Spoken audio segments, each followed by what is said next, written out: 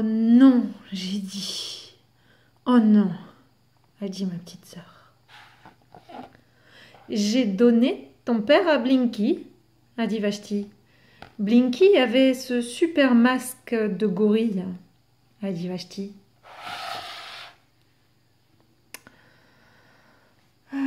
Où habite Blinky? J'ai demandé à Vashti. Elle m'a indiqué comment y aller. Ça allait prendre du temps, on s'est mis en route.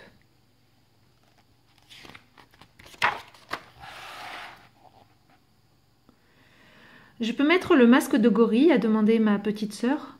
D'accord, j'ai dit. Elle a mis le masque de gorille. Alors, tu le mets quand? J'ai dit. Et je me suis mis à rire, et rire. Quand tu vas mettre le masque de gorille? Ma petite sœur a enlevé le masque. On a continué à marcher. J'ai mis le masque de gorille. Ma petite sœur est allée voir un policier. Au secours, vite! Ce gorille s'est échappé du zoo. Le policier m'a rattrapé.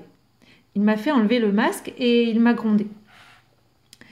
Il allait aussi gronder ma petite sœur, mais elle a fait sa tête de petite fille innocente et il n'a rien dit. C'est pas juste. Hi hi, a dit ma petite sœur. Fais gaffe, hein, je lui ai dit. Fais gaffe, c'est tout.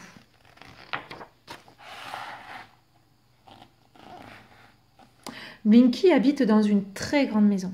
On est monté en haut du perron et on a sonné. Le majordome a ouvert. Puis je parlais à Blinky et j'ai dit au majordome « Qui dois-je annoncer ?» a dit le majordome. « Moi et moi » a dit ma petite sœur. Blinky a descendu le grand escalier. Il avait l'air très content de revoir son masque de gorille. « Vous me le rapportez ?» il a demandé. « Oui » j'ai répondu. Blinky a demandé au majordome de nous servir du soda. J'ai bien aimé, même si les bulles piquaient un peu le nez. Ma sœur a fait la grimace.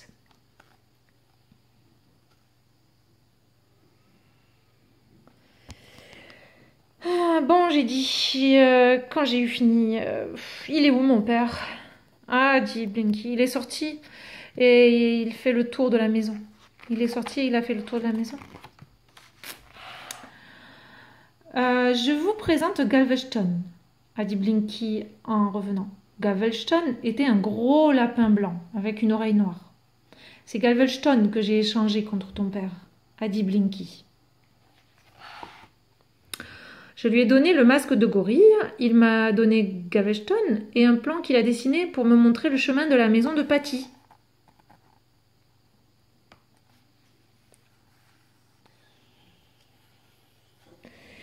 Grand bout de chemin qui tortille, préau.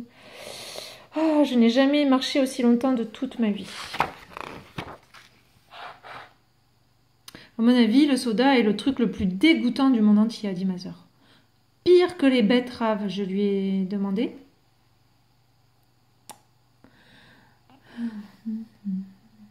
Non, a-t-elle répondu. Quand même pas, hein. Pendant qu'on marchait, Galveston, le lapin, était installé dans mes bras et remuait son nez. Ma sœur a essayé de remuer son nez comme Galveston, mais elle n'y arrivait pas. J'ai frappé chez Patty. « Galveston !» a crié Patty. « Galveston !» ont crié les parents de Patty. « Galveston !» ont crié les frères de Patty. « Galveston !» a crié la reine de Mélanésie, qui était là en visite. Ils nous ont repris le lapin et lui ont fait un tas de câlins et ils lui ont donné de la salade. Patty m'a pris la main. « Merci d'avoir ramené Galveston. Il nous a manqué. On est allé dans le jardin derrière la maison. » Là, il y avait un petit clapier et à côté un petit enclos entouré de grillages. Mon père était assis dans l'herbe, dans l'enclos, et il lisait son journal en mangeant une carotte. Il avait l'air un peu abandonné. et il avait de l'herbe plein son pantalon.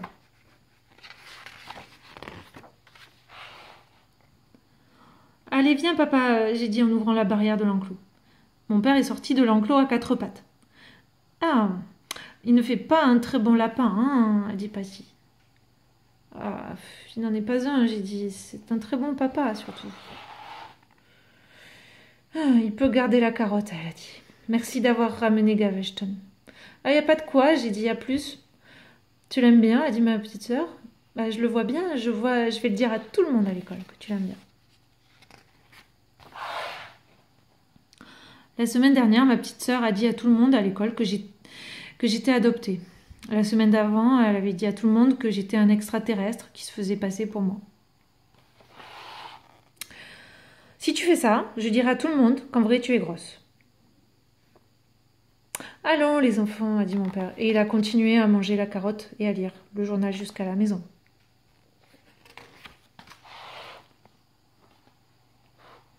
Quand on est rentré, ma mère a dit des trucs comme « Mais regardez dans quel état il est !»